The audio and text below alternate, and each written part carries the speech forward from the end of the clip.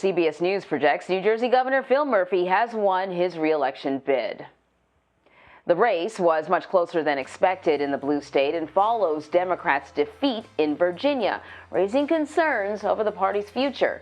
Meanwhile, in Washington, Democrats are struggling to pass President Biden's agenda. Speaker Pelosi says that there could be a vote this week on the infrastructure bill and social spending package. So, for more on this, we want to bring in none other than Ed O'Keefe, who is following all of this from the White House for us. Oh, Ed, we've got the green memo today. You with that lovely green tie and me in this dress. So let us talk. Democrat Phil Murphy narrowly won the race for New Jersey governor, while Republican Glenn Youngkin won in Virginia. With you, Murphy, I guess it depends on what statistic you want to look at. He is the first Democrat to win re-election in decades in New Jersey. But, polls had indicated that he would not be winning by a razor's edge, that he would have been much further along. So the question is, is this a warning sign for Democrats?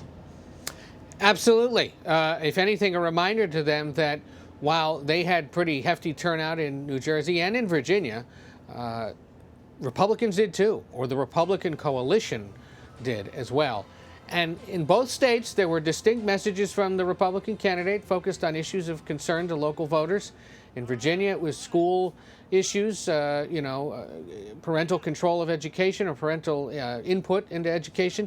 Up in New Jersey, as it often is, it was taxes, and taxes at a time when inflation's kicking up, when there are concerns about the economic recovery, and when Democrats generally are seeing their approval ratings start to sag as they control, at least in that state, all the levers of government. So a reminder to them, as the president said yesterday, that they have to work on passing their agenda, demonstrating to voters that they can actually do things to help struggling Americans.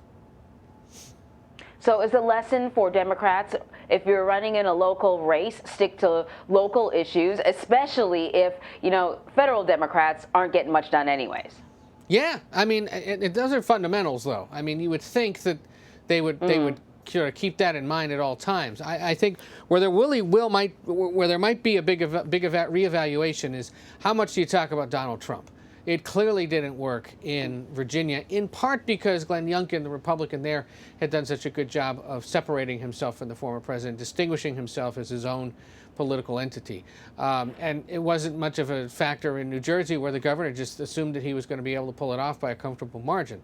So if anything, they gotta focus on, what would they do in the future? What have they done? What are they going to do in the future? Probably makes the most sense going forward. I think most Democrats would tell you that at this point.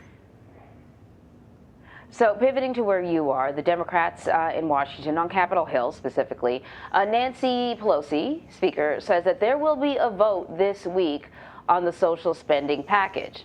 Now, when I check the calendar, there's not much week left. We're running out of runway here. So how likely is that statement to be true?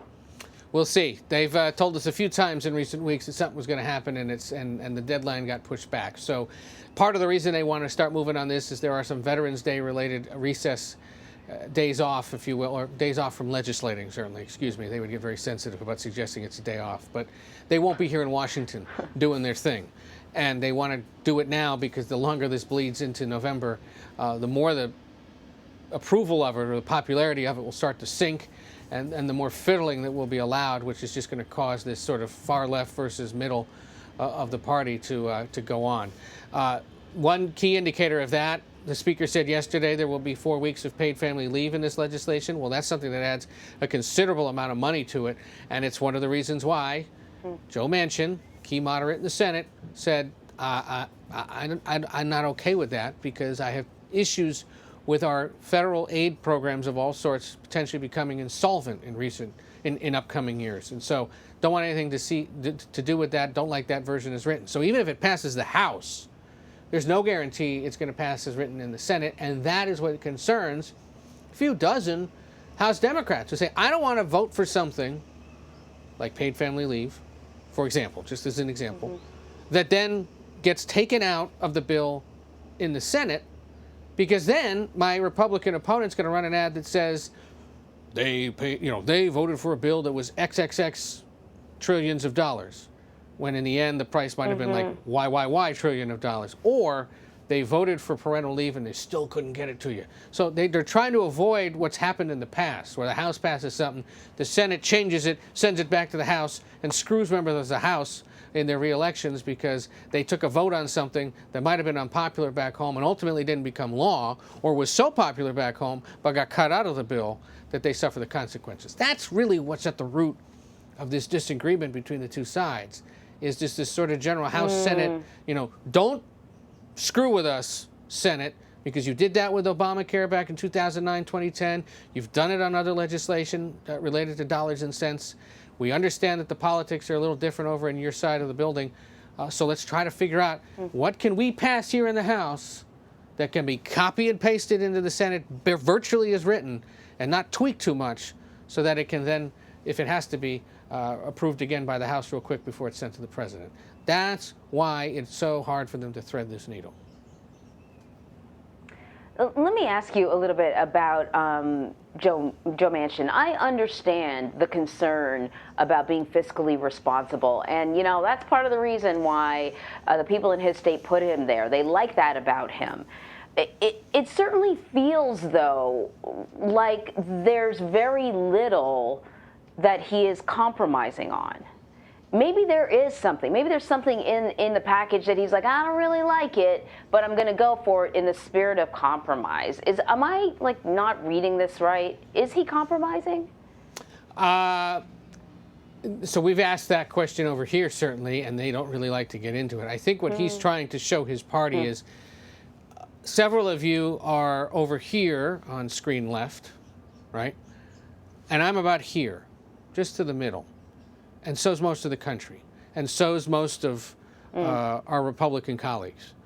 And if you're here and I'm over here, we have to get somewhere closer to over here, let's do that. Because ultimately, more Americans overall will be supportive of this. Or maybe there's the potential that a few Republicans would vote for it. God forbid, is his view.